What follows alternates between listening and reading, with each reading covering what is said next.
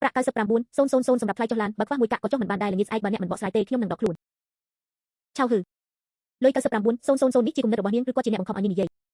ខ្ញុំជាមិត្តសម្លាញ់របស់នាងបើគ្រួសារអ្នកស្រឡាញ់នាងពិតគួរតែឲ្យលុយនេះតើអ្នកណាជាអ្នកបើកមាត់សុំ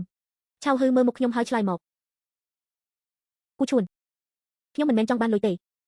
ខ្ញុំចង់បានចំណាប់អារម្មណ៍ពីគ្រួសារអ្នកបើថ្ងៃនេះមិនឲ្យទេកុំសង្ឃឹមថានាងចុះពីឡានឲ្យសោះយកទេនាងគ្រាន់តែចង់បានចំហមួយកុំធ្វើជាតួឯកគួរឲ្យអាណិតពេកឆៅហឺជាមនុស្សត្រង់ខ្ញុំនិយាយជំនួសនាងបើមិនឲ្យលុយចុះឡានទេក៏កុំរៀបការអី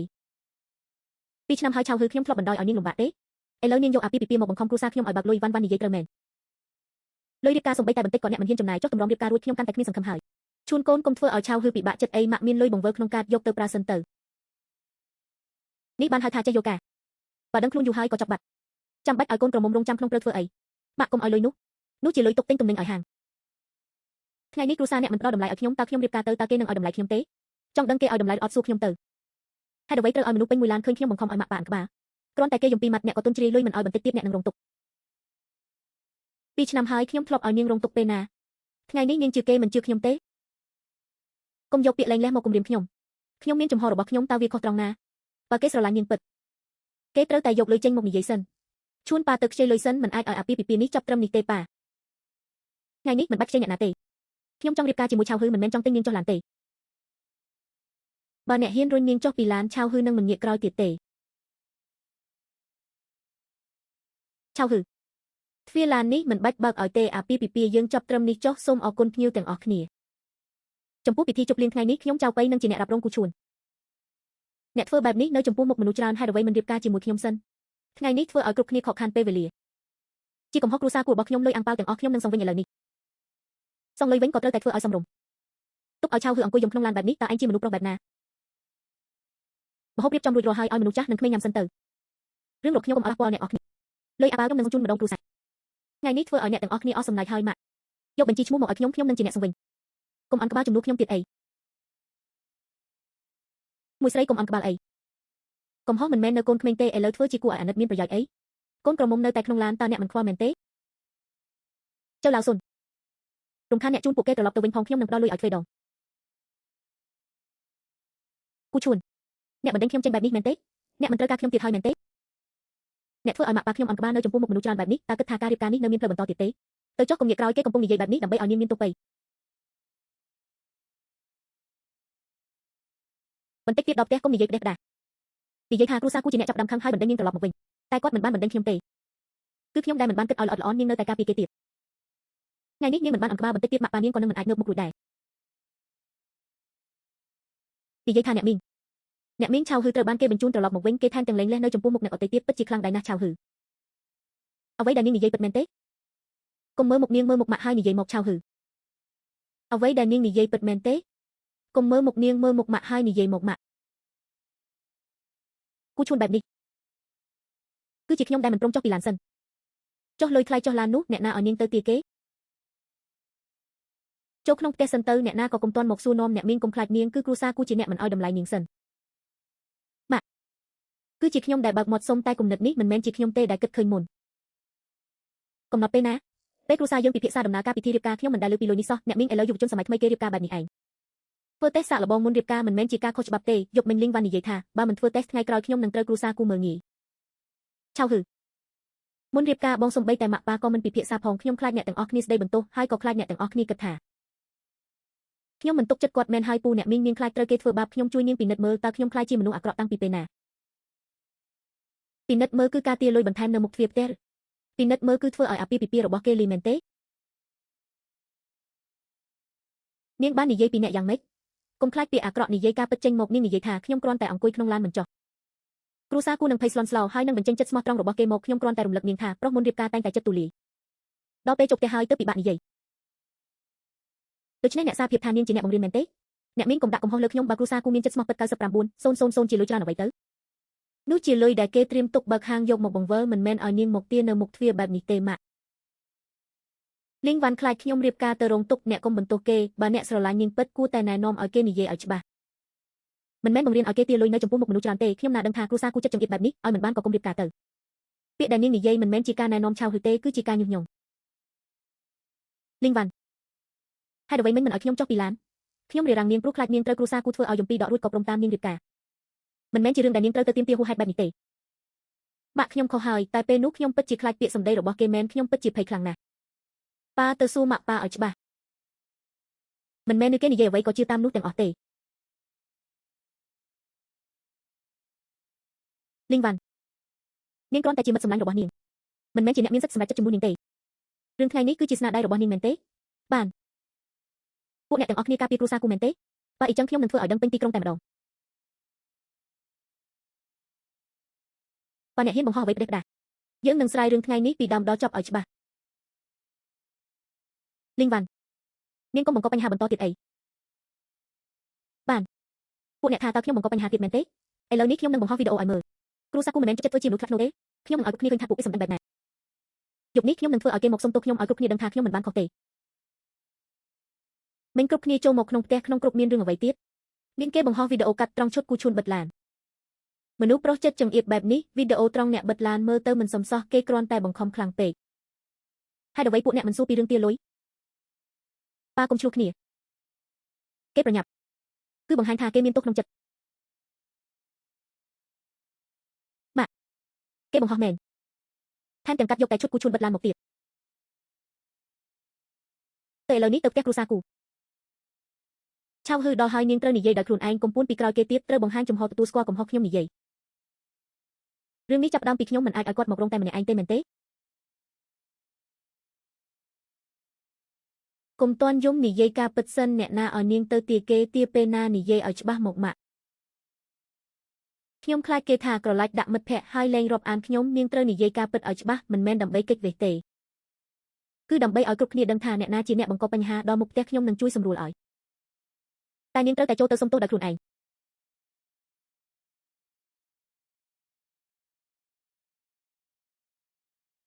នៅហ៊ានមកទៀតឬឆៅហឺគ្រូសាគូបណ្ដេញនាងមកហើយនាងនៅការពារគេទៀតខ្ញុំមកមិនមែនដើម្បីការពារគេទេតែមកនិយាយរឿងដែលខ្ញុំធ្វើខុសឲ្យច្បាស់គ្រប់គ្រាន់ហើយឥឡូវនាងនិយាយមកតើអ្នកក្នុងគ្រប់គេនឹងស្ដាប់ទេនិយាយសិនទៅមិនអាចឲ្យជួនត្រូវគេយល់ច្រឡំរហូតទេជួនថ្ងៃនោះមិនមែនដូចក្នុងវីដេអូទេខ្ញុំមិនបានបណ្ដេញនាងទេនាងហ៊ាននិយាយទេលុយថ្លៃចុះឡានគឺនាងជាអ្នកទាមទារមែនទេខ្ញុំធ្លាប់និយាយតែនោះគឺព្រោះត្រូវគេបង្ខំនាងនិយាយថាគេបង្ខំថាក៏និយាយរឿងនោះឲ្យច្បាស់កុំតន់ខ្ញុំនៅមានសម្លេងដែលនាងនិយាយផ្ទាល់ខ្លួនឯងអ្នកទាំងអស់គ្នាស្ដាប់ឲ្យច្បាស់កុំថាតែខ្ញុំនិយាយលុយ99,000មិនឲ្យខ្វះមួយកាក់បើមិនឲ្យខ្ញុំថ្ងៃនេះមិនចុះឡានទេឆៅហឺខ្ញុំសួរនាងតើពាក្យនេះមានអ្នកណាប្រាប់ឲ្យនាងនិយាយមែនទេទេគឺខ្ញុំនិយាយខ្ញុំទទួលតែថ្ងៃនោះគេតាមខ្លាចខ្ញុំពិតជាភ័យខ្លាំងណាស់ខ្ញុំពិតជាភ័យណាស់ឆៅហឺប្រាប់រឿងឲ្យច្បាស់យប់មិញគេបង្រៀនឲ្យនាងអង្គុយក្នុងឡានកុំកំរើកសិនដើម្បីទាលុយ99,000ឲ្យជាប់ខ្ញុំបង្រៀននាងខ្ញុំយកកំបិតចាក់នាងមែនទេកុំចេះតែទម្លាក់កំហុសលើខ្ញុំពួកនាងពីរនាក់ម្នាក់បង្រៀនម្នាក់ជឿចុងក្រោយអ្នកដែលខូចមុខមាត់គឺម៉ាក់ប៉ាខ្ញុំគ្រាន់តែនិយាយមកទេមិនកើតទេម្យ៉ាងទៀតនាងហ៊ានចាក់សម្លេងវគ្គមុនមកឲ្យស្ដាប់ទេក្នុងឡានមានកាមេរ៉ាពូចៅថាគួរតែអាចឆែកបានចាប់ផ្ដើមរកអ្នកក្រៅមកសម្ដែងទៀតហើយសម្លេងថតនៅទីនេះហើយពួកនាងនៅមិនព្រមទៀតមែនទេខ្ញុំនឹងទូរស័ព្ទហៅអ្នកជំនាញ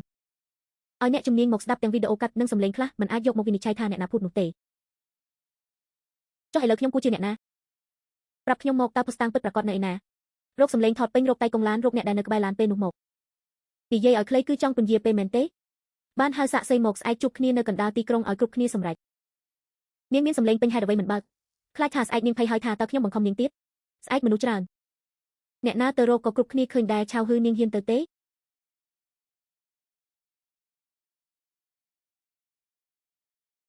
ខ្ញុំទៅខ្ញុំនឹងនិយាយរឿងនេះចំពោះមុខគ្រប់គ្នាស្អែកជួបគ្នា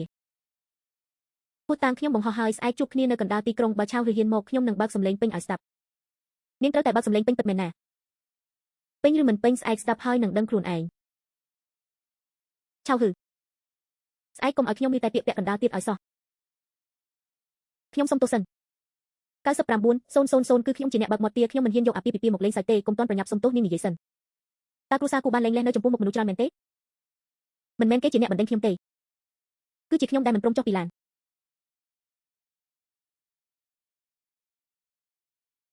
កុំពិបាកចិត្តឲ្យនាងនិយាយឲ្យចប់ មិនមែនគេបណ្ដេញនាងទេតែគឺគ្រួសារគេមិនអាចផ្ដល់លុយថ្លៃចុះឡានបានទើបគេរុញទ្វារឡានគេរុញទ្វារព្រោះខ្ញុំយកលុយបង្វិល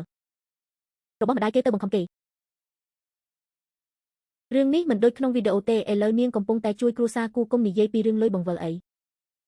អ្នកទាំងអស់គ្នាសួរមួយមកទេតើ9900នាងជាអ្នកនិយាយមែនទេមែនខ្ញុំជាអ្នកនិយាយតែពាក្យមុននោះគឺនាងជាអ្នកបង្រៀនខ្ញុំនាងឲ្យខ្ញុំអង្គុយក្នុងឡានកុំកម្រើកសិនដើម្បីធ្វើឲ្យគេភ័យខ្លាចខ្ញុំឲ្យនាងនិយាយនាងក៏និយាយនាងអាយុ3ឆ្នាំមែនទេស្ដាប់គេឲ្យចប់សិនទៅជួនខ្ញុំដឹងថាឥឡូវអ្នកមិនជឿខ្ញុំកុំមកបញ្យល់ខ្ញុំទៅប្រាប់អ្នកដែលនាងបានបោកប្រាស់ទាំងអស់ទៅក្មេងម្នាក់នេះក៏ហ៊ានទទួលកំហុសដែរឃើញទេគេមិនទាំងនិយាយជាមួយនាងផងនាងនៅការពារគេទៀតខ្ញុំមិនមែនការពារគេទេខ្ញុំគ្រាន់តែនិយាយការពិតឲ្យច្បាស់ឡបើអីចឹងឲ្យគ្រប់គ្នាបានស្ដាប់គ្រប់គ្នាកុំជឿតែប្រយោគនេះវានៅមានប្រយោគមុនដែលនាងបង្រៀនខ្ញុំតើវាពេញលេញឬអត់ប្រជែកអ្នកទាំងអស់គ្នាមិនអាចបើជប់និយាយទាំងអស់គ្នាស្ដាប់មើលគេនិយាយបែបណាលុយ99,000មិនឲ្យខ្វះមួយកាក់បើមិនឲ្យខ្ញុំថ្ងៃនេះមិនចុះឡានទេអ្នកមិនចុះពីឡានទេនៅខាងមុខនៅឡើយអ្នកយកវីដេអូខាងមុខចេញមកអ្វីដែលខ្ញុំបើគឺចំណុចសំខាន់ហើយចំណុចសំខាន់មុននោះគឺអ្វីខាងមុខគឺគេអង្គុយស្ងៀមមិនហ៊ាននិយាយខ្លាំងស្ដាប់ទៅមិនសមសោះមែនទេគឺអ្នកដែលបង្រៀនខ្ញុំម្ដងមួយម៉ាត់ពេលនេះអ្នកនិយាយបែបនេះហើយអ្នកណាអាចបញ្ជាក់បានខ្ញុំអាចបញ្ជាក់បានកាមេរ៉ាឡានរៀបការបើកជាប់ជានិច្ចកត់ត្រាទាំងមុខក្រោយអ្នកមិនអាចបង្ខំខ្ញុំបានទេគេយកប្រាក់រត់ខ្ញុំយកថ្លៃឡានមិនមែនយកប្រាក់មិនស្អាតស្អំហើយក៏មិនមែនសម្ដែងឲ្យអ្នកណាដែរឈប់ជាគេទៅពូជូវីដេអូនេះមិនមែនខ្ញុំថតទេគឺឡានវាផ្ទុកដោយស្វ័យប្រវត្តិកាត់មួយកង់នឹងដាច់អ្នកថាវាមិនដាច់ក៏វាមិនដាច់អ្នកណាដឹងរឿងម៉ាស៊ីនអ្នកបងប្អូនស្ដាប់សិនចាក់ពីកន្លែងដំបូងបំផុតចាប់ពីមុនពេលខ្ញុំឡើងឡានសៀវហឺអ្នកនិយាយបែបនេះទើបគេភ្ញាក់ផ្អើលកុំចិត្តទុនគេទាមទារ99,000ខ្ញុំទើបបើកហាងមិនទាន់មានលុយតើធ្វើឲ្យគេខឹងខ្លាំងពេកទេមិនសូវល្អទេតើតែគេទាមទារលុយឥឡូវនេះថែមទាំងប្រាប់កុំឲ្យចិត្តទុនទៀតខាងមុខត្រូវគេកាត់ចេញពិតមែន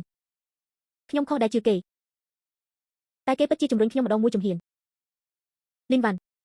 អ្នកនៅថាគ្រាន់តែនិយាយលេងអ្នកទាំងអស់គ្នាកុំធ្វើជាមិនដឹងសំឡេងថតក៏អាចកាត់បានអ្នកបើកឡានម្នាក់យករបស់អ្វីមួយមកអ្នកក៏ជឿទាំងអស់ឯកសាររបស់ខ្ញុំគឺទាំងមូលអ្នកណាឆែកក៏បានអញ្ចឹងរកអ្នកមកបញ្ជាក់មកកុំយកម៉ាស៊ីនមកគំរាមខ្ញុំអ្នកបញ្ជាក់មិនមែនមានតែពូជូទេខ្ញុំជាអ្នកផ្សំគុំដំណើរការទាំងពីរគ្រួសារខ្ញុំនៅទីនោះមិនដែលបាននិយាយរឿងថ្លៃឡាននេះទេសៀវហឺចង់បានលុយមិនបានឬទាមទារលុយបន្ថែមហើយបិទផ្លូវឡានច្បាស់ណាស់ថាអ្នកជំរុញឲ្យគេមានរឿងក្រោយគេត្រឡប់ទៅវិញខ្ញុំសួរច្បាស់ណាស់គំនិតគឺអ្នកចាក់ដោតនាងកាលពីយប់មិញអ្នកការពារកូនស្រីគុំមកបន្ទោសខ្ញុំទាំងអស់ខ្ញុំទទួលស្គាល់កូនខ្ញុំខុសអ្នកគុំយកមិត្តភ័ក្តិមកធ្វើជាលេម៉ាក់កំហុសនេះខ្ញុំទទួលខុសត្រូវខ្លួនឯងអ្នកការពារកូនស្រីគុំមកបន្ទោសខ្ញុំទាំងអស់ខ្ញុំទទួលស្គាល់កូនខ្ញុំខុសតែអ្នកគុំយកមិត្តភ័ក្តិមកធ្វើជាលេធ្វើបាបនាងម៉ាក់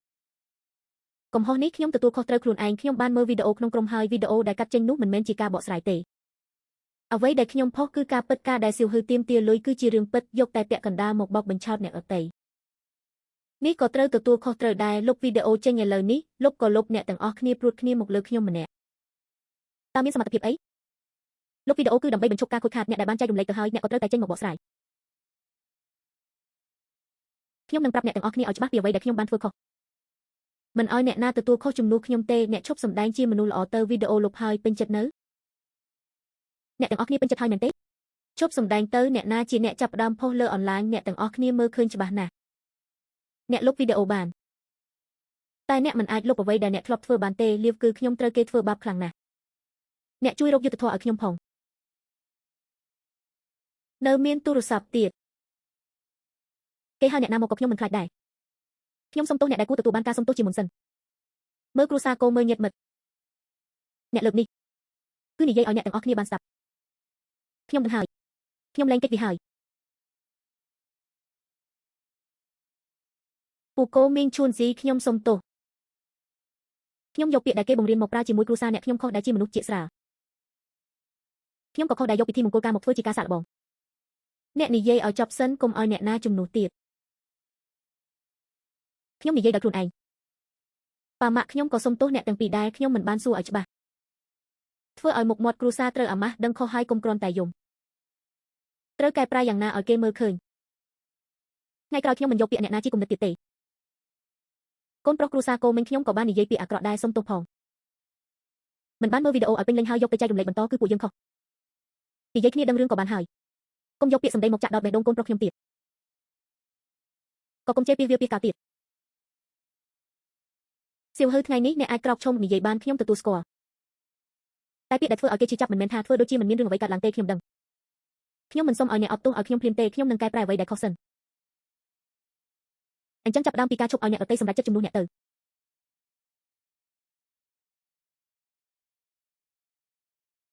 វាគឺពួកគេធ្វើបាបខ្ញុំខ្លាំងណាស់ជួយរកយុត្តិធម៌ឲ្យខ្ញុំផង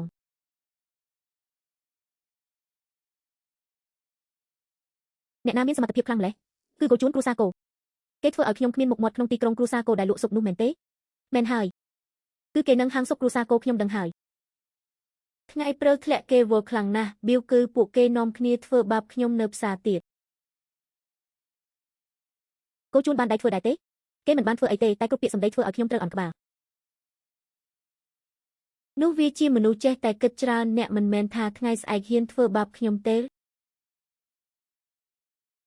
កុំយកពាក្យនេះមកគំរាមខ្ញុំបើអ្នកមិនចាត់ការពួកគេថ្ងៃក្រោយគេនឹងមិនដាក់អ្នកក្នុងភ្នែកទេ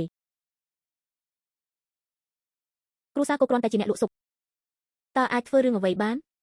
ហាងគេមួយថ្ងៃលក់បានប៉ុន្មានក្បាលថ្ងៃព្រឹកធ្លាក់មនុស្សតម្រង់ជួររហូតមិនចម្លែកទេដែលគេរឹងមាំសេវាកម្មល្អអញ្ចឹងហើយទើបគេហ៊ាននិយាយបើអ្នកជួយរកយុត្តិធម៌ឲ្យខ្ញុំហើយជួយឲ្យគេសង្ឃ្លាយខូចខាតមុខមាត់ខ្លះនេះទើបជាមនុស្សតើអ្នកទៅមែនទេទៅពេលមនុស្សច្រើនគេទើបដឹងថាខ្លាចហាងគេពេលល្ងាចមនុស្សពេញហាងនៅវាដែរទេកុំទាន់វាយទៅលេងសិនឡយប់នេះទៅសាកស៊ុបហាងគេរឿងចប់ហើយថ្ងៃនេះមិនបាច់រៀនបន្ថែមហើយក៏មិនធ្វើឲ្យប៉ាម៉ាក់ហត់នឿយទៀតខ្ញុំយល់ព្រមថ្ងៃនេះកុំទាន់រៀបចំអីកុំឲ្យប៉ាម៉ាក់ពិបាកចិត្តទៀតខ្ញុំមិនចង់ឲ្យគ្រួសារអ្នកចំណាយលុយមុខមាត់ទៀតទេត្រឡប់ទៅហាងសិនទៅភ្ញៀវពេលល្ងាចច្រើនពីថ្ងៃនេះហាងត្រូវខកខានច្រើនយប់នេះត្រូវរៀបចំឲ្យរួចរាល់ខ្ញុំចូលទៅជួយមីងរៀបចំកុំដាក់ការងារស្រាលឲ្យខ្ញុំអ្នកទៅមកដល់ក៏ចង់ធ្វើការហើយត្រឡប់ទៅសំណាក់ទៅជីវិតមិនមែនគ្រាន់តែឈោមមើលគេទេត្រឡប់មកវិញហើយកន្សែងពាក់នៅក្រោយទ្វារស៊ុបថ្ងៃនេះលក់ដាច់ណាស់ម្ចាស់ហាងយកស៊ុបពីចានទៀតអាកាសធាតុត្រជាក់ផឹកស៊ុបក្តៅពិតជាល្អតនេះខ្ញុំជាអ្នករៀបចំអ្នកទៅមើលឆ្នាំងស៊ុបទៅប្រយ័ត្នចានស៊ុបក្តៅខ្ញុំទៅហើយថ្ងៃនេះជួយហាងឲ្យល្អខ្ញុំមិនខ្លាចហត់ទេកូនប្រសាថ្មីក៏រៀនបានល្អមិនអីទេខ្ញុំកំពុងរៀនកន្លែងណាខុសអ្នកប្រាប់ខ្ញុំមកម៉ាក់ឲ្យនាងសាកល្បងទៅ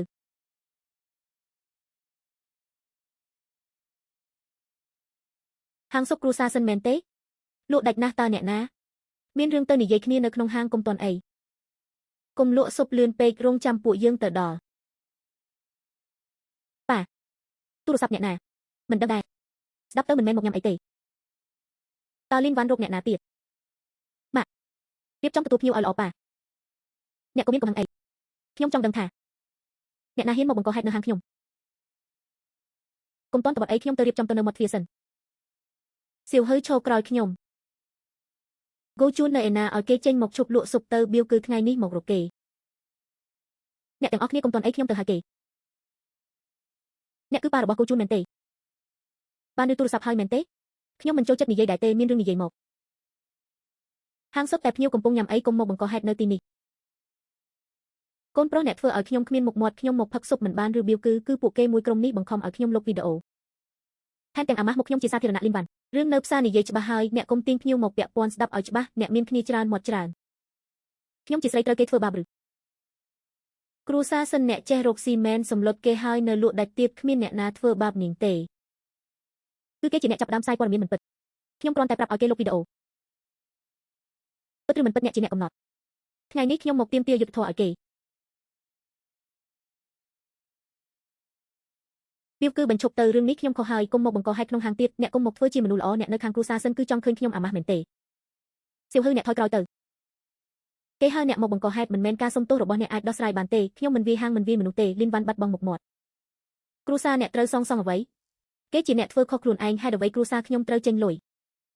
ព្រោះថ្ងៃនេះខ្ញុំអង្គុយនៅទីនេះបាត់មួយកាក់ក៏គុំសង្ឃឹមអ្នកវាជាមនុស្សអាក្រក់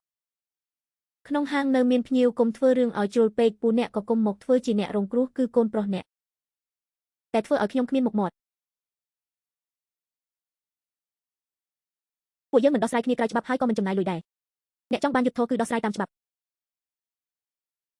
ប៉ាងវៃចឹងសាប់បាវនាំមនុស្សមកបិទផ្លូវហាងខ្ញុំទាមទារលុយ 50,000 កុំទាន់ធ្វើអីរក្សាសម្លេងថតនិងទីតាំងឲ្យបានខ្ញុំមកដល់ភ្លាមហើយអ្នកណាគ្មានប្រយោជន៍ទេថ្ងៃនេះខ្ញុំអង្គុយចាំយកលុយនៅទីនេះអ្នកហ៊ានបិទផ្លូវខ្ញុំហ៊ានហៅអ្នកសម្របសម្រួលកុំយកមុខចំនួនមកគំរាមខ្ញុំបើកផ្លូវទៅភ្ញៀវចេញទៅខាងក្រៅសិនប៉ាងវៃចឹងអ្នកកុំយកការសម្របសម្រួលមកគំរាមខ្ញុំមកផឹកស៊ុបមានកំហុសដែរឬផឹកស៊ុបគ្មានបញ្ហាទេបិទផ្លូវទាមទារលុយគឺជារឿងមួយទៀតលីនវ៉ាន់អ្នកហើយនាងមកជួយមែនទេ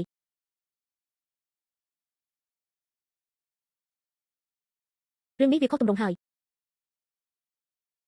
ទទួលបានការរាយការណ៍ថាហាងអ្នកធ្វើខុសច្បាប់សហការជាមួយការត្រួតពិនិត្យហេតុអ្វីត្រូវពិនិត្យម្ចាស់ហាងមិននៅពួកអ្នកមានសិទ្ធិអ្វីគ្មានបានអនុញ្ញាតក្នុងហាងមានលបែងផ្អាកអាជីវកម្មសិនពីវគឺហាងត្រូវបានបិទមនុស្សត្រូវបានគេដេញចេញសៅបាវគឺអ្នកហ៊ានប៉ះហាងលបែងខ្ញុំ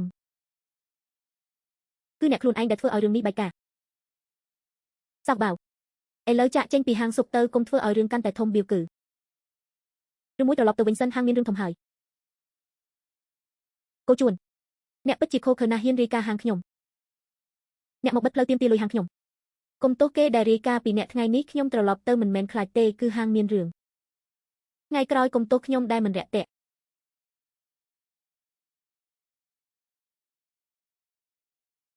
សៅបាវអ្នកនៅហ៊ានត្រឡប់មកទៀតប៉ាកុំធ្វើអីគេរងចាំអ្នកចាប់ដើមមុនដាក់ស្លាប់ព្រីចុះគាត់បានលឿនមែនខ្ញុំស្មានតែគ្រូសាសិនចេះតែរាយការណ៍ពីក្រោយខ្នងប៉ាអ្នកលើកស្លាប់ព្រាហើយនៅថាខ្ញុំបង្កហេតុមនុស្សទាំងអស់ឃើញហើយបៀវគឺគ្រូសាគេសម្លុតខ្ញុំបិទផ្លូវទាមទារលុយកុំមកចោទខ្ញុំអ្នកនាំមនុស្សមកបិទផ្លូវទាមទារលុយកុំយកពាក្យសម្ដីតិចតួចមកធ្វើជាលេសអ្នកនាំមនុស្សមកបិទទ្វារទារលុយកុំយកឪពុកខ្ញុំមកធ្វើជាលេសថៅកែបន្ថែមស៊ុប2ចានទៀតមកដាក់សាច់ជាមួយចានដែរបងមកពេលនេះអ្នកនៅបន្ថែមម្ហូបទៀតខ្ញុំចំណាយលុយហូបបាយគាត់មិនអាចរារាំងមាត់ភ្ញៀវបានទេតើបានទេយកស៊ុបជូនពូម៉ាមុនទៅប៉ាហាងមិនអាចជប់ដំណើរការដោយសារគាត់គំរាមទេបងខ្ញុំផ្ញើទីតាំងឲ្យគណៈកម្មាធិការភូមិនឹងជូនដំណឹងដល់អាជ្ញាធរហើយកុំងើបមុខកុំឲ្យសៅបែវឃើញទូរស័ព្ទអូខេទេផ្ញើរួចខ្ញុំនឹងទុកភ្លាមមុខហាងមនុស្សច្រើនទាញពេលបន្តិចទៀតនឹងមានអ្នកមកដល់ល្អកុំតន់ភ័យកុំឲ្យភ្ញៀវរងរបួសអាល្អិតទូរស័ព្ទឯងកំពុងធ្វើអីផ្ញើសារឲ្យអ្នកណាខ្ញុំគ្រាន់តែមើលការបញ្ជាទិញផ្ទះបាយខាងក្រោយកំពុងរងចាំស៊ុបកុំប៉ះគាត់គឺខ្ញុំប្រាប់ឲ្យគាត់ផ្ញើទូរស័ព្ទខ្ញុំហាងត្រូវបានគេបិទត្រូវតែរកអ្នកមកដោះស្រាយទើបតែចូលត្រកូលសិនក៏ចេះរកជំនួយហើយមែនទេបើខ្ញុំមិនរកជំនួយតើត្រូវចាំមើលអ្នកបិទទ្វារទារលុយមែនទេកុំធ្វើជាខ្លាំងអីថ្ងៃមង្គលការមិនមែនអ្នកជាអ្នកចង់ចុះពីលើឡានខ្លួនឯងទេវាជាកំហុសរបស់ខ្ញុំប៉ុន្តែគំនិតនេះអ្នកជាអ្នកបង្រៀនខ្ញុំទទួលស្គាល់កំហុសខ្លួនឯងប៉ុន្តែដាច់ខាតមិនឲ្យអ្នកយកកំហុសមកគំរាមទារលុយពីត្រកូលសិនពេលមុនអ្នកបង្រៀនខ្ញុំឲ្យដំឡើងថ្លៃថ្ងៃនេះនាំគេមកបិទហាងខ្ញុំគ្រាន់តែជួយត្រួតពិនិត្យជំនួសអ្នកនរណាដឹងថាអ្នកបដូរចិត្តលឿនម្លេះការត្រួតពិនិត្យមិនមែនជាការធ្វើបាបគេទេកាត់ទៅវីដេអូរកមនុស្សមកបង្កហេតុក្នុងហាងសុទ្ធតែជាស្នាដៃអ្នកទាំងអស់និយាយឲ្យច្បាស់លាស់ទៅលីនវ៉ាន់កុំយកត្រកូលគោមកនិយាយថាធ្វើបាបគេពួកអ្នកកុំស្ដាប់នាងត្អូញត្អែពេលនេះនាងកំពុងគិតតែពីត្រកូលសិនឈប់ទៅមិញនេះជានរណាដែលនាំគេមកបិទទ្វារមនុស្សគ្រប់គ្នាបានឃើញច្បាស់ណាស់បងថ្លៃកុំឲ្យនាងនិយាយទៀតរស់រាន់ឲ្យត្រកូលសិនសង្លុយមកខ្ញុំចង់ដឹងណាស់ថាពួកគេហ៊ានយកកាមេរ៉ាសុវត្ថិភាពមកបង្ហាញឬអត់មិនមែនថាខ្ញុំបិទទ្វារទេកាមេរ៉ាណាយកមកហេតុអ្វីភ្លើងកាមេរ៉ាមិនភ្លឺទេដល់ពេលសំខាន់បែរជាខូចចេះជ្រើសរើសពេលពិតមែនមានភ្ញៀវមានទីតាំងច្បាស់លាស់កុំសង្ឃឹមថាកាមេរ៉ាខូចហើយអ្នកអាចរួចខ្លួនបានគ្មានកាមេរ៉ានៅហ៊ានមាត់កោជាមួយខ្ញុំសៃបែវអ្នកបោកចានក៏មិនអាចផ្លាស់ប្ដូរការពិតដែលថាអ្នកមកបិទទ្វារទារលុយដែរគ្រប់គ្នាឃើញអ្វីខ្លះខ្ញុំឃើញតែត្រកូលគោធ្វើបាបគេខ្លាំងពេកគ្មានកាមេរ៉ាអ្នកចង់និយាយអ្វីក៏បានកុំគិតថាអាចដោះស្រាយបែបនេះបានរឿងអ្នកបោកចានមិញនេះមនុស្សក្នុងហាងឃើញទាំងអស់គ្នាមានភស្តុតាងមានមនុស្សឃើញឬទេកាមេរ៉ាខូចពួកគេក៏ចង់ទម្លាក់កំហុសមកលើខ្ញុំបងថ្លៃមិញនេះគ្រាន់តែគេគឺត្រកូលគោយកស្លាបព្រាមកគំរាមមុនអ្នកនៅហ៊ាននិយាយកុហកទៀតគឺអ្នកជាអ្នកបោកដោយដៃខ្លួនឯង កុំឆ្លុះជាមួយគាត់ពេលនេះកំពុងរងចាំឲ្យយើងវឹកវរសៀវហឺកុំងាកក្រោយទូរស័ព្ទខ្ញុំបើកចោលជានិច្ចមិនអីទេកុំឲ្យគាត់ឃើញការពារខ្លួនសិននរណាកំពុងថតសំឡេងខ្ញុំមិនធានាថានឹងដៃទុនទេមនុស្សគ្រប់គ្នាកុំទៅព័ទ្ធជុំវិញនាំក្មេងនិងចាស់ទៅក្រោយសិនសៀវហឺពូហៅពូមិញនៅមុខទ្វារពូឃើញពួកគេបិទទ្វារមែនទេខ្ញុំទើបតែលើកទំនិញមកមិនបានឃើញទេបើមិនឃើញទេក៏បិទមាត់ទៅកុំរកកិច្ចការឲ្យខ្លួនឯងពូហៅគ្មាននរណាខ្លាចអ្នកនិយាយពេលនេះទេចង់ចាំតែអ្វីដែលអ្នកបានឃើញគឺបានហើយថ្ងៃនេះនរណាហ៊ានធ្វើសាកសេកក្តេកក្តាស់ថ្ងៃស្អែកកុំបន្ទោសខ្ញុំដែលទៅសួរនាំដល់ផ្ទះពួកអ្នកក៏កុំឲ្យត្រកូលគោដឹកមុខនរណានិយាយកុហកសុទ្ធតែត្រូវទទួលខុសត្រូវទាំងអស់អ្នកមិនមែនមកសួរនាំទេអ្នកកំពុងគំរាមកំហែងអ្នកដទៃបងមានការឆ្លើយតបហើយគេថាមកដល់ផ្លូវបំបីហើយ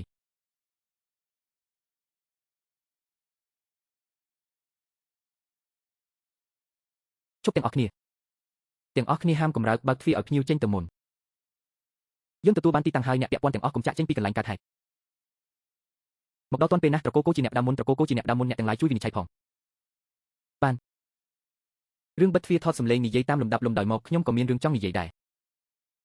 ហាងត្រកូលគោនេះមានបញ្ហាធំហើយអ្នកចង់បដូររឿងមែនទេមិញនេះនៅរករឿងទាលុយខ្ញុំមកមិនមែនចង់បានលុយទេគឺស៊ុបនេះមានបញ្ហាហូបរួចក្នុងពោះខ្ញុំវាចុកចាប់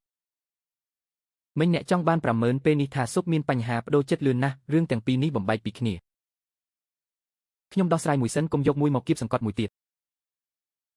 អញ្ចឹងពិនិត្យស៊ុបទៅបើមានបញ្ហាពួកអ្នកសង្ការខាតបង់របស់ខ្ញុំបងបាយមិនបានកុហកទេខ្ញុំមានវីដេអូផ្ទះបាយនៅទីនេះអ្នកលួចថតផ្ទះបាយពួកយើងតាំងពីពេលណាកុំខ្វល់ពីពេលដែលថតភាពស្អាតស្អំគ្រប់គ្នាសូមមើលនោះគឺការសម្អាតមុនពេលបិទហាងកុំកាត់វីដេអូតែបន្តិចមកបោកប្រាស់វីដេអូមិនពេញលេញទេនេះគ្រាន់តែបញ្ជាក់ថាមានអ្នកលួចថតមិនអាចបញ្ជាក់ថាស៊ុបមានបញ្ហាទេវីដេអូនៅទីនេះហើយពួកអ្នកនៅតែនិយាយការពីត្រកូលគោពួកយើងជឿលើផ្ស្តាងប្រភពវីដេអូលួចថតក៏ត្រូវតែបញ្ជាក់ដែរទុកប្រភពមួយ like សិនបញ្ហាវីដេអូត្រូវតែពិនិត្យក្នុងពេលដែលមានអ្នករាយការណ៍បញ្ហាវីដេអូសូមអញ្ជើញមន្ត្រីត្រួតពិនិត្យទីផ្សារមកដល់កន្លែងពិនិត្យគឺពិនិត្យកុំដល់ពេលក្រោយមកថាគំរូត្រូវបានគេប៉ះពាល់ចាប់ពីពេលនេះទៅស៊ុបក្នុងឆ្នាំងនិងក្នុងចាននេះកុំប៉ះទៀតផ្ទះបាយឈប់ធ្វើការ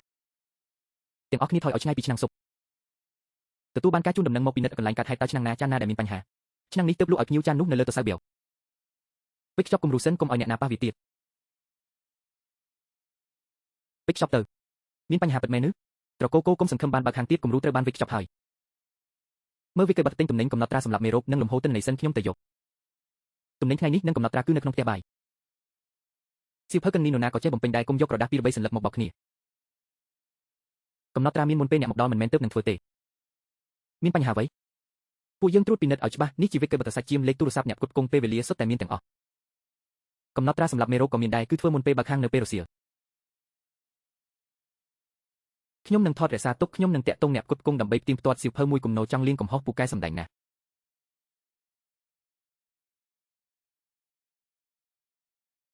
គំរូចាននេះពណ៌ខៀវខ្មៅប្រេងក៏មិនត្រឹមត្រូវដាក់សញ្ញាដាច់ដោយឡែកសិនមិនអាចទៅរួចទេ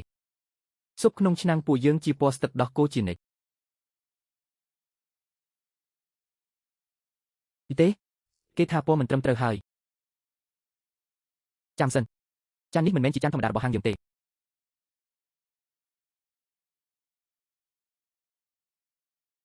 បាត់ចានហាងយើងមានរង្វង់ពណ៌ខៀវមួយនេះគ្មានទេចានភ្ញៀវថ្ងៃនេះគឺនៅខាងនេះទាំងអស់ចាននៅលើទៅសៅបៀវមួយនេះបានមកពីណាហើយបើខ្ញុំចាំមិនខុសទេពួកអ្នកចាប់តាំងពីចូលហាងមកមិនបានកម្មងស៊ុបសាច់ជៀមទេចានមើលទៅដូចគ្នាទាំងអស់កុំចេះតែរកលេសមិនដូចគ្នាទេ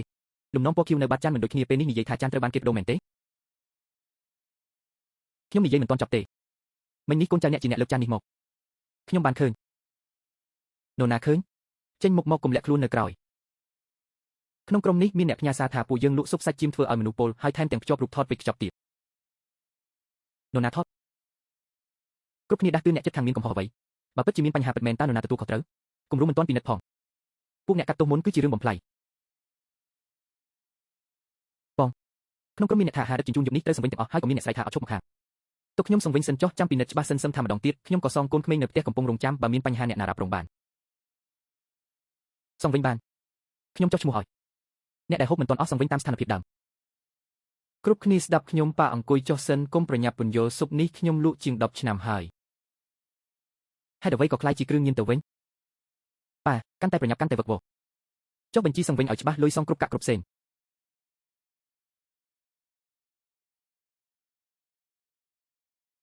ហើយជាអ្នកធ្លាប់ដឹកទំនិញឲ្យពួកគេមែនទេថ្មីនេះសាច់ជីមថោកច្រើនណាស់ខ្ញុំមើលថាវាថោកជាងមុនលំអិតខ្ញុំមិនដឹងទេពូហើមិញពូថាអត់ឃើញហើយអ្វីក៏ដឹងពីរឿងទិញទំនិញខ្ញុំគ្រាន់តែគេនិយាយមិនមែនថាមានបញ្ហាពិតមែនទេវិកឺបាត់ទិញទំនិញថ្ងៃនេះពួកយើងនៅលើតុតម្លៃនឹងលេខបាច់មានសរសេរច្បាស់សាច់ថោកមិនថោកអ្នកលក់ស៊ុបដឹងច្បាស់បំផុតពូហៅពូថៅគេនិយាយរឿងនរណានិយាយបើគាត់មិនចង់និយាយកុំបង្ខំគាត់ត្រកូលគោខ្លាចបែករឿងហើយជាពាក្យសម្ដីមិញនេះរបស់អ្នកនឹងត្រូវបានកត់ត្រាគិតឲ្យច្បាស់សឹមនិយាយខ្ញុំមិនចង់ធ្វើបាបនរណាទេខ្ញុំគ្រាន់តែនិយាយលេងទេយប់មិញអ្នកមិនមែននិយាយលេងបែបនេះទេអ្នកបិទមកទៅមិនតាក់ទងនឹងអ្នកទេរស់រាន់ត្រឡប់ទៅវិញកុំមកបង្កបញ្ហានៅទីនេះ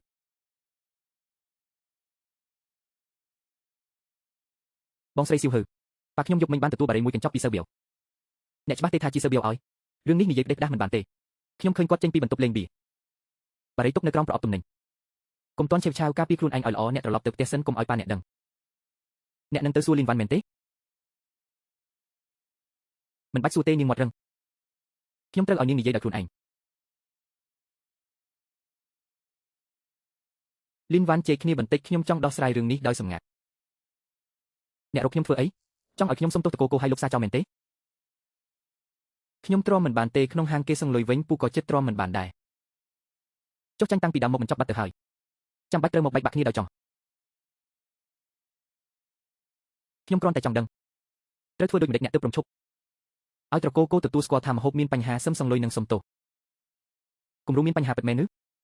ខ្ញុំខ្លាចរឿងកាន់តែធំរួចពាក់ព័ន្ធដល់ខ្ញុំខ្លាចមែនទេចាននោះមិនមែនជារបស់ពួកគេតាំងពីដើមតើនរណារកឃើញថាវាមិនមែនជាចានរបស់ត្រកូលគោពិតណាស់មិនមែនជាមនុស្សរបស់បងប៊ីយ៉ូបដូរឲ្យទេពណ៌ស៊ុបក៏បានបន្ថែមអ្វីខ្លះគ្រប់គ្រាន់ឲ្យពួកគេពិបាកហើយខ្ញុំថតវីដេអូចាននៅខ្វាក់មុនពេលបិទហាងកាត់ទៅមុខមកតើនរណានៅហ៊ានហូបស៊ុបហាងពួកគេទៀតវីដេអូផ្ទះបាយក៏អ្នកថតមែនទេអ្នកធ្វើបាបខ្ញុំរហូតកុំធ្វើជាដឹងខ្លួនអីបើអ្នកមិនខ្លាចចាត់ថ្ងៃមង្គលការអ្នកនឹងស្ដាប់ខ្ញុំខុសដែលជឿអ្នកមិនមែនខុសត្រង់ត្រកូលគោក៏ទេកុំធ្វើជាខ្លាំងទូរស័ព្ទអ្នកហេតុអ្វីកាន់ជាប់ដៃម្លេះខ្ញុំមើលសារសង្លុយអ្នកចប់រឿងខ្ញុំនឹងត្រឡប់ទៅវិញលីងវ៉ាន់អ្នកបាននិយាយអ្វីខ្លះជាមួយនាងបងបែវនាងបោកខ្ញុំទូរស័ព្ទនាងប្រកាសជាកំពុងថតសំឡេងយកមកកុំឲ្យខ្ញុំនិយាយជាលើកទី2កុំប៉ះទូរស័ព្ទខ្ញុំក្នុងនោះមានអ្វីដែលនាងទទួលស្គាល់មិញនេះទទួលស្គាល់គឺខ្ញុំឲ្យអ្នកថត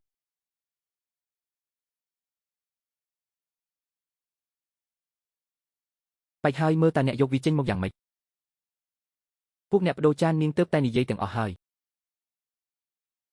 អ្នកកុហកខ្ញុំមិនបានទទួលស្គាល់អ្វីទាំងអស់បងការថតសំឡេងឈប់ហើយអេក្រង់ខ្មៅងឹតសៀវម៉ានកុំប៉ះកញ្ចក់ដែលបែកដៃនឹងមុតរបួសគ្រប់គ្នាបានឃើញហើយនាងលួចថតសំឡេងចង់បោកប្រាស់យើងគឺពួកអ្នកជាអ្នកបដូរគំរូសិនពេលនេះនៅមកបំបីទូរស័ព្ទខ្ញុំទៀតសៀវគឺត្រូវបានត្រកូលគោធ្វើឲ្យខូចក៏ចេះលួចថតលួចទិន្នន័យកុំធ្វើជាយំថតសំឡេងបាត់មិនមែនន័យថាអ្នកមិនធ្លាប់និយាយទេបញ្ហានេះពួកយើងនឹងទៅដោះស្រាយនៅហាងវិញទូរស័ព្ទនៅបើកបានទេកង់នោះនៅមានទេអេក្រង់បែកហើយកម្មវិធីថតសំឡេងក៏លុតទៅកុំតន់អើប្រមូលបំណែកទាំងនោះសិនទៅកុំឲ្យសៅប៉ាវយកទៅបានខ្ញុំខ្វះតែបន្តិចទៀតប៉ុណ្ណោះខ្វះតែបន្តិចទៀតនឹងធ្វើឲ្យពួកគេព្រមទទួលស្គាល់ហើយសៀវម៉ានពីមុនអ្នកធ្លាប់បើកមុខងារថតសំឡេងក្នុងកុំព្យូទ័រជួយកិច្ចការហាងទេធ្លាប់បើកកុំព្យូទ័រធ្លាប់ជាប់នឹងទូរស័ព្ទរបស់សៀវហឺតើអាចរកឃើញវិញទេមិនហ៊ានធានាទេប៉ុន្តែកុំព្យូទ័រក្នុងហាងអាចនឹងនៅសល់ឯកសារសំឡេងកុំព្យូទ័រនៅទូខាងក្រោយខ្ញុំទៅយកមកឲ្យ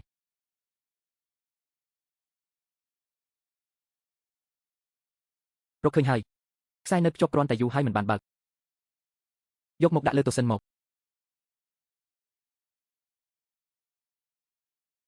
ចេញកុំព្យូទ័រមួយគ្រឿងទៀតហើយឧបករណ៍គ្រួសារគោរបស់អ្នកគ្រប់គ្រាន់ណាស់ណានេះមិនមែនជាឧបករណ៍ទេនេះជាតម្រុយដែលនៅសល់ក្រោយពីបែកទូរស័ព្ទក្មេងម្នាក់នេះលេខសម្ងាត់ប៉ុន្មានកុំបង្ខំឲ្យខ្ញុំត្រូវរុករកផ្ទាល់នេះជាកុំព្យូទ័រជួយកិច្ចការហាងលេខសម្ងាត់ដឹងតែខ្ញុំនិងបងប្រុសខ្ញុំប៉ុណ្ណោះបើចង់ប៉ះពុស្តាងត្រូវឆ្លងកាត់ខ្ញុំសិនកុំដណ្ដើមកុំព្យូទ័រពុស្តាងខ្ញុំមើលទៅរបស់ខ្លាំងៗដែលពួកអ្នកបង្កើតឡើងទោះរុករកដល់ថ្ងៃស្អែកក៏គ្មានប្រយោជន៍ដែរជប់សម្ដែងទៅអេក្រង់ខ្មៅក៏ពួកអ្នកអាចនិយាយឲ្យខ្លាចជាពុស្តាងបានដែរប្រព័ន្ធយឺតកុំព្យូទ័រត្រូវការពេលវេលាដើម្បីបើកកុំចេះតែរំខានកាន់តែប្រញាប់ដណ្ដើមកាន់តែបញ្ជាក់ថាពួកអ្នកខ្លាចមានអ្វីនៅខាងក្នុងខ្ញុំមិនខ្លាចទេខ្ញុំគ្រាន់តែមិនចង់ឲ្យពួកអ្នកកែច្នៃវាពេលបើកកុំព្យូទ័រនឹងដឹងហើយចូលទៅក្នុងថតឯកសារបំរុងទុកលើផ្ទៃតុខ្ញុំឃើញហើយ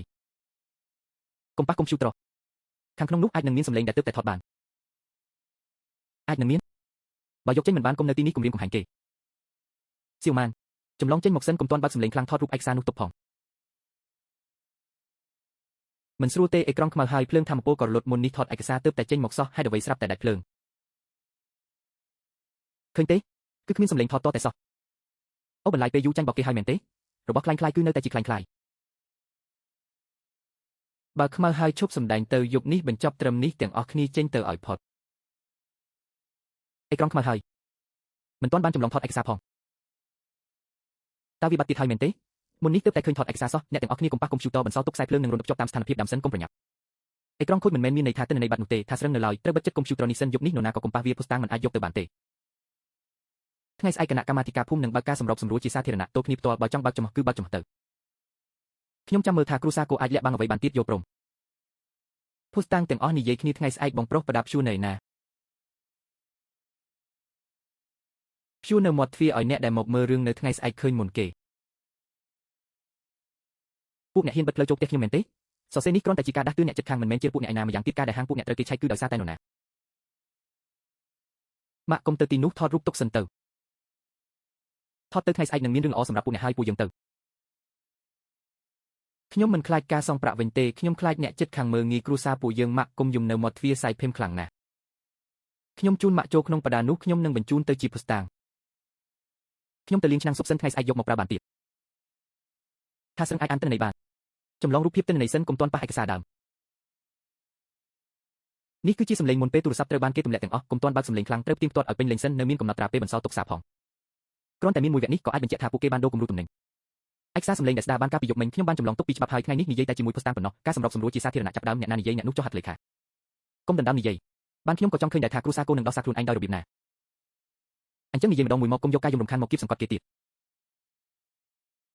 ខ្ញុំគ្រាន់តែផ្ញើការដាស់តឿនមួយស្រាប់តែពួកគេមកឆ្កេះឆ្កៀលខ្ញុំហើយថែមទាំងទម្លាក់កំហុសមកលើខ្ញុំទៀតអ្នកដាស់តឿនអ្នកជិតខាងហេតុអ្វីត្រូវថតរូបផ្សព្វផ្សាយថែមទាំងនិយាយថាគ្រូសាគោធ្វើឲ្យគេពោលខ្ញុំខ្លាចអ្នកទាំងអស់គ្នាត្រូវគេបោកនេះមានកំហុសមែនទេតើនរណាដឹងថាពួកអ្នកមានបញ្ហាពិតមែនឬអត់លីងវ៉ាន់រូបថតនិងពាក្យសម្ដីដែលផ្ញើចេញថ្ងៃនេះត្រូវតែជំរាបបញ្ជីអ្នកកុំគិតថាអាចគេចបានកុំទាន់បើកសម្លេងថតហូជៀនក៏មានរឿងចង់និយាយដែរខ្ញុំធ្លាប់បញ្ជូនទំនិញឲ្យគ្រូសាគោលីគេនិយាយថាពួកគេថ្មីនេះទិញសាច់ជៀមតម្លៃថោកឬពីនរណាបញ្ជីទំនិញនិងក្រុមទំនិញសុទ្ធតែនៅលើតូននេះអ្នកទាំងអស់គ្នាឃើញទេគ្រូសាគោឥឡូវនេះសំបីតែសាក់សីក៏គំរាមដែរគ្មានអ្នកណាគំរាមគាត់ទេពីគេនិយាយមិនតន់អាចយកមកធ្វើជាស្ថាននៃបញ្ហាសន្តិភាពម្ហូបអាហារបានទេខ្ញុំចាំមិនច្បាស់ទេយ៉ាងណាក៏មានគេនិយាយបែបនេះក្នុងទីប្រជុំជនដែរហូជៀនពាក្យនេះនឹងត្រូវកត់ត្រាតើអ្នកប្រកាសថានឹងនិយាយតាមនេះមែនទេសក្ខីកម្មរបស់ហូជៀនមិនច្បាស់លាស់ទេបើកសម្លេងដែលស្ដារបានសិនទល់នឹងគំរូទំនិញនិងថតវីដេអូសម្លេងក៏ត្រូវគេទម្លាក់បែកអស់ហើយអ្នកយកអ្វីមកបើកនរណាដឹងថាវាជាសម្លេងខ្លាំងខ្លាយដែលពួកអ្នកបង្កើតឡើងមែនទេភាពពិតខ្លាំងខ្លាយនៃសម្លេងអាចទៀងទាត់បានដូច្នេះពួកយើងនឹងមិនពឹងផ្អែកតែលើវគ្គនេះទេពួកអ្នកអូបន្លាយដល់ពេលនេះមិនមែនចង់រកអ្នកមកសំគំនិតកុហកមែនទេមិនចាំបាច់សំគំនិតទេនៅមានសាក់សីក្នុងហេតុការណ៍ម្នាក់ទៀតដែលមិនទាន់បាននិយាយសាក់សីចុងក្រោយមកដល់ហើយតោះស្ដាប់ទាំងអស់គ្នាសៀវម៉ៅឯងនិយាយសិនទៅថាបានឃើញអ្វីកុំខ្លាចនិយាយតាមការជាក់ស្ដែងប៉ារបស់ខ្ញុំយកមិញចេញពីផ្សារទំនើបក្នុងកញ្ចប់ទំនិញមានថែមបារីមួយកញ្ចប់សៅប៉ាវជាអ្នកដាក់ឲ្យផ្ទាល់ក្មេងមើលខុសក៏អាចយកមកធ្វើជាភស្តុតាងបានដែរកុំកុហកតាមមនុស្សធំខ្ញុំបានថតរូបទុកហើយពណ៌នឹងផ្សារទំនើបសុទ្ធតែនៅទីនេះអញចង់បដិសេធយ៉ាងម៉េចរក្សាទុករូបថតសិនហូជៀនបារីកញ្ចប់នេះជានរណាឯងគឺសៅប៉ាវឲ្យគាត់ឲ្យខ្ញុំនិយាយថាគ្រូសាគោទិញសាច់ជីមថោកខ្ញុំទទួលបានបារីមួយកញ្ចប់ហើយមានបញ្ហាអ្វីអ្នកកុំចេះតែនិយាយអ្នកនៅមានរឿងអ្វីមិនទាន់ធ្វើតាមគឺបង្ខំឲ្យខ្ញុំបិទតូបអង្គុយចុះឥឡូវនេះចាក់សម្លេងដែលស្ដារបានពីថាស្រឹងស្ដាប់តែវគ្គសំខាន់គំរូទំនិញគឺពួកយើងជាអ្នកដូរឆ្នាំងនោះមិនមែនជារបស់ពួកគេតាំងពីដើមមកម្លេះគឺគាត់ឆ្កេះឆ្កៀលខ្ញុំហើយខ្ញុំគ្រាន់តែឆ្លើយតាមគាត់ប៉ុណ្ណោះខ្លាំងខ្លាយនេះជារបស់ខ្លាំងខ្លាយគ្មាននរណាប្រាប់ឲ្យឯងនិយាយថាដូរគំរូទំនិញទេពាក្យនេះគឺឯងជាអ្នកនិយាយខ្លួនឯងយកមិញពេលខ្ញុំបញ្ជូនទំនិញតាមផ្លូវបានថតចុះកូនចៅអ្នកកាន់ឆ្នាំងចូលក្នុងច្រកផ្លូវកាត់កំណត់ត្រារបស់ខ្ញុំនៅទីនេះពេលវេលាត្រូវគ្នាអ្នកគ្រាន់តែជាអ្នកបើកបរកុំមកចង់ដឹងរឿងគេកុំមកពាក់ព័ន្ធរឿងមិនមែនជារបស់ខ្លួនរូបថតសម្លេងកំណត់ត្រាបើកបរខ្សែតម្រុយទាំង3អាចបញ្ជាក់គ្នាទៅវិញទៅមកបានឥឡូវនេះភស្តុតាងច្បាស់លាស់ហើយបើគឺការដូរឆ្នាំងគឺជាកូនចៅអ្នកធ្វើខ្ញុំគ្រាន់តែជាអ្នកទទួលបញ្ជាប៉ុណ្ណោះគ្រប់យ៉ាងគឺអ្នកជាអ្នកចង្អុលបង្ហាញមិនមែនដោយសារអញយំឲ្យខ្ញុំជួយដល់កំហឹងទេបើខ្ញុំនឹងខត់រឿងនេះអញចង់គិតមិនក៏គិតទៅគ្រូសាគោកុំទម្លាក់កំហុសមកលើខ្ញុំទាំងអស់ខ្ញុំក៏ត្រាទុកទាំងអស់ហើយការទម្លាក់កំហុសដាក់គ្នាទៅវិញទៅមកក៏ជាការពិតដែរនេះចាត់ទុកជាបទល្មើសសំគំនិតបានហើយលោកគោខ្ញុំសងប្រាក់បន្តិចបន្តួចរឿងនេះបញ្ចប់ត្រឹមថ្ងៃនេះទៅចុះសុទ្ធតែអ្នកចិត្តខាងគ្នាកុំឲ្យហួសហេតុពេកឥឡូវចង់និយាយលក្ខណៈឯកជនមុននេះអ្នកមិនមែននិយាយបែបនេះទេកាន់នេះមួយនេះពួកយើងនឹងដោះស្រាយគ្នានៅតុលាការ អ្នកដាក់តម្លៃមកកុំធ្វើឲ្យរឿងឈានដល់ដំណាក់កាលចុងក្រោយសូមល្មមបានហើយឥឡូវមិនមែនជារឿងលុយកាក់ទេពួកអ្នកធ្វើឲ្យគ្រួសារខ្ញុំបាត់បង់កេរ្តិ៍ឈ្មោះដោយសារខ្សែផ្សតាំងបិទចិត្តអ្នកត្រូវទទួលការកោះហៅពីអាជ្ញាធរសិនកោះហៅក៏កោះហៅទៅពួកអ្នកកុំនិយាយឲ្យរឿងនេះធំពេកខ្ញុំមិនខ្លាចទេការបិទផ្លូវការសងសំណងការដូរគំរូទំនិញការបង្កើតពាក្យចាមអារ៉ាមគ្មានចំណុចណាមួយតូចនោះទេឲ្យពួកគេទៅសិនបំបីពួកគេកុំឲ្យសំគំនិតគ្នាទៀតសារទំនើបរបស់អ្នកយប់នេះត្រូវត្រួតពិនិត្យទាំងសៀវភៅបញ្ជីនិងកាមេរ៉ាសុវត្ថិភាពត្រូវតែរក្សាទុកពួកអ្នកឆែករោងចក្រស៊ុបហេតុអ្វីត្រូវឆែកហាងខ្ញុំម្ដងទៀតហេតុអ្វីដោយសារទាំងមនុស្សនិងរឿងសុទ្ធតែពាក់ព័ន្ធគ្នាមិនអាចឆែកតែផ្នែកដែលអ្នករើសយកមកនោះទេបានពួកអ្នកកំពុងតែផ្ដាច់ផ្លូវរកស៊ីរបស់ខ្ញុំលីនវ៉ាន់អ្នកកាត់វីដេអូផ្ញើចូលក្នុងក្រុមដើម្បីបង្កឲ្យមានការលុបចោលការបញ្ជីទិញនិងបាត់បង់កេរ្តិ៍ឈ្មោះនេះគឺជារឿងធ្ងន់ធ្ងរខ្លាំងណាស់ខ្ញុំគ្រាន់តែចែកចាយការដាស់តឿនអ្នកណាទៅដឹងថាវានឹងរីកធំដល់ម្លឹងខ្ញុំពិតជាមិនបានតាំងចិត្តទេអ្នកដឹងទេរូបថតដាវីដេអូដែលថតលួចសុទ្ធតែជាអ្នកជំរុញឲ្យកាត់ឡើងតើនៅចំកុហកទៀតទេសូមទោសជាសាធារណៈមកសំណងការខាត់បងកាន់នៃបញ្ជីសងប្រាក់រូបថតដាវីដេអូដែលរក្សាទុកខ្ញុំរៀបចំរួចរាល់ហើ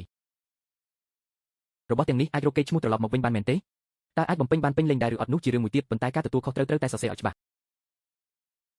ឆាវសៀវហ៊ឺអ្នកកុំបញ្ជូនបញ្ជីនោះទៅឆាវសៀវហ៊ឺខ្ញុំដឹងកំហុសហើយជួយនិយាយឲ្យខ្ញុំខ្លះមកកុំឲ្យខ្ញុំសឹងច្រើនពេកឃើញដល់មិត្តភក្តិស្និទ្ធស្នាលរាប់ឆ្នាំរបស់ពួកយើងឆាវសៀវហ៊ឺពួកយើងជាមិត្តនឹងគ្នាប៉ុន្មានឆ្នាំមកហើយអ្នកមើលខ្ញុំបែបនេះខ្ញុំចប់ហើយមុនពេលដែលអ្នកសុំឲ្យខ្ញុំជួយតើអ្នកធ្លាប់គិតពីគ្រួសារសិនដែលត្រូវរងគ្រោះទេមិត្តភក្តិមិនមែនជាហេតុផលសម្រាប់យកមកសុំការអភ័យទោសក្រោយពីធ្វើបាបគេទេខ្ញុំធ្លាប់ជឿអ្នកប៉ុន្តែចាប់ពីពេលនេះទៅខ្ញុំជឿតែខ្លួនឯងប៉ុណ្ណោះផុសតាំងពេញលេញត្រូវបានផ្ញើចូលក្នុងក្រុមទីប្រជុំជនហើយវីដេអូសំឡេងកំណត់ត្រាសុទ្ធតែមាននៅទីនោះអ្នកទាំងអស់គ្នាមើលឲ្យច្បាស់លើកនេះបានឃើញច្បាស់ហើយគ្រួសារគូពិតជាត្រូវបានគេលេងល្បិចខ្លាំងណាស់លីងវ៉ាន់នេះពិតជាមិនមែនជាមនុស្សល្អមែនកុំតន់ឲ្យប្រញាប់សប្បាយចិត្តការលុបចោលការបញ្ជីទិញនិងការសុំទោសនៅតែត្រូវដោះស្រាយម្ដងមួយខ្ញុំដឹងហើយថ្ងៃនេះបើកទ្វារហាងសិនម្ចាស់ហាងកាលពីម្សិលមិញខ្ញុំបានលុបចោលស៊ុបថ្ងៃនេះចង់ទិញ2ចានម្ដងទៀតត្រឡប់មកវិញបានគឺល្អហើយស៊ុបនៅតែខ្សត់មិនគិតថ្លៃបន្ថែមទេកាលពីម្សិលមិញខ្ញុំតាមពាក្យចាមអារ៉ាមក្នុងក្រុមដែលនិយាយមិនត្រឹមត្រូវសូមទោសផងបងស្រីឆាវសៀវហ៊ឺពាក់កន្សែងជូតដៃនេះទៅថ្ងៃនេះផ្នែកខាងមុខខាងឯងជាអ្នកគ្រប់គ្រងមីងខ្ញុំខ្លាចធ្វើមិនបានល្អហើយក៏ខ្លាចអ្នកចិត្តខាងនៅតែចាំរឿងថ្ងៃនោះខ្លាចក៏ត្រូវតែធ្វើកាលពីម្សិលមិញអ្នកការពារគ្រួសារនេះពួកយើងទាំងអស់គ្នាបានឃើញហើយអញ្ចឹងខ្ញុំទៅបំពេញស៊ុបជូនភ្ញៀវសិនសៀវហ៊ឺអាចេងពួកអ្នកចង់រៀបចំពិធីមង្គលការឡើងវិញទេប៉ាធ្វើហាងឲ្យមានស្ថិរភាពសិនរឿងមង្គលការពួកយើងទាំងពីរគ្រួសារអង្គុយពិភាក្សាគ្នាឲ្យបានល្អរឿងមង្គលការថ្ងៃនេះគ្រួសារទាំងពីរអង្គុយនិយាយគ្នាកុំឲ្យអ្នកក្រៅមកចេះតែសម្រាប់ជំនួសពួកអ្នកទៀតពូមីងខ្ញុំចង់និយាយពីគំនិតរបស់ខ្ញុំសិនអ្នកនិយាយមកលើកនេះពួកយើងសុទ្ធតែស្ដាប់តាមអ្នកខ្ញុំមិនចង់រៀបចំពិធីធំដុំហើយក៏មិនចង់ធ្វើឲ្យមានកិត្តិយសអ្វីទៀតដែរមុននេះរឿងរ៉ាវដល់ថ្នាក់នោះការជួញដូរក្នុងហាងក៏រងការខូចខាតដែរខ្ញុំមិនចង់ចំណាយលុយច្រើនរៀបចំពិធីទៀតទេសៀវហ៊ឺគឺពួកយើងជាគ្រួសារដែលមិនអាចការពារអ្នកបានល្អក៏គួរតែផ្ដល់កិត្តិយសដល់គ្រួសារគោដែរប៉ាកិត្តិយសមិនមែនជារឿងតួលេខទេគឺគ្រួសារទាំងពីរអាចរស់នៅបានយ៉ាងរឹងមាំនាពេលអនាគតពាក្យនេះត្រឹមត្រូវណាស់ការរស់នៅប្រកបដោយស្ថិរភាពគឺសំខាន់ជាងអ្វីទាំងអស់ខ្ញុំចង់ទុកលុយដែលរៀបចំពិធីមួយផ្នែកដើម្បីធ្វើសុខក្តៅជូនអ្នកដំណើរក្នុងរដូវរងាផ្ដល់ជូនដោយឥតគិតថ្លៃកុំឲ្យឥតគិតថ្លៃទាំងស្រុងអ្នកណាមានលទ្ធភាពឲ្យគេបង់អ្នកណាខ្វះខាតក៏ទុកសិនការផ្ដល់ជូនដោយឥតគិតថ្លៃហាងទើបតែបានធូរស្រាលអ្នកមិនខ្លាចខាតទេមែនទេរឿងនេះខ្ញុំគាំទ្រក្នុងហាងធ្វើការ3ថ្ងៃសិនបដានេះថ្ងៃនេះនឹងព្យួរឡើងថ្ងៃមង្គលការខ្ញុំមិនបានការពារកូនក៏ធ្វើឲ្យគ្រួសារកូនការអយុត្តិធម៌ដែរក្មេងដឹងខ្លួនអស់ហើយមនុស្សធំក៏កុំចងគំនុំរឿងចាស់ខ្ញុំដាំស៊ុបមួយឆ្នាំងថ្ងៃនេះគ្រួសារទាំងពីរនិងអ្នកដែលមកជួយសុទ្ធតែផឹកមួយចានស៊ុបមួយចាននេះខ្ញុំគោរពគ្រួសារកូលោកកូលោកចៅមីងចៅលោកម៉ាមីងម៉ាមកដល់ទាំងអស់គ្នាហើយអង្គុយសិនមកថ្ងៃនេះមិនគិតជាភ្ញៀវទេគិតថាជាអ្នកជិតខាងដែលបានជួយគ្រួសារកូខ្ញុំមិនអង្គុយទេយករបស់មកឲ្យសៀវហ៊ឺស្បែកជើងក្រហមគូនេះធ្លាក់ក្នុងឡានមង្គលការខ្ញុំរក្សាទុកឲ្យជានិច្ចសៀវហ៊ឺយកទៅវិញទៅផ្លូវដែលមិនទាន់បានដើរនៅថ្ងៃនោះថ្ងៃក្រោយត្រូវដើរដោយខ្លួនឯងឲ្យបានរឹងមាំអរគុណពូចៅមីងស៊ុបចានទី1ឲ្យខ្ញុំជាអ្នកលើកជូនអ្នកថ្ងៃក្រោយហាងនេះខ្ញុំក៏នឹងមកជួយមើលការខុសត្រូវទាំងផ្នែកខាងមុខនិងក្នុងផ្ទះបាយកុំបារម្ភអ្នកទៅកក់ក្តៅដៃសិនកុំឲ្យក្តៅក្មេងល្អម៉ាក់មានពាក្យនេះគឺគ្រប់គ្រាន់ហើយល្អ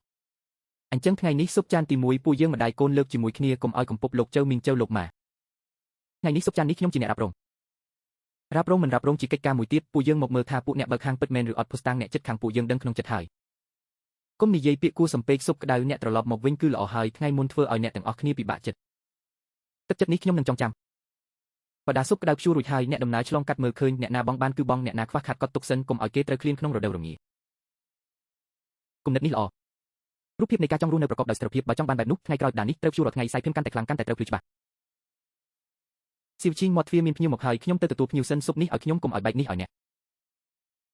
កថ្ងៃក្រោយពេលរវល់ខ្ញុំនៅក្បែរអ្នកជានិច្ចបានពួកយើងទាំងពីរអ្នករួមគ្នាត្រត្រង់ហាងនេះហើយរស់នៅប្រកបដោយស្ថិរភាព